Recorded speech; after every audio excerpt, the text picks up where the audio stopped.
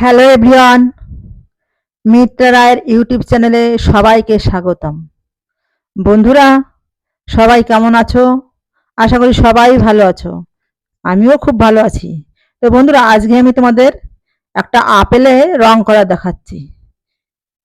তো যদি ভালো লাগে আমার চ্যানেলটা একটু সাবস্ক্রাইব করে দিও। দেখো, আপেলের আমি রেড কালারটা দিয়ে আমি বর্ডারটা একটু মোটা করে করে নিয়েছি।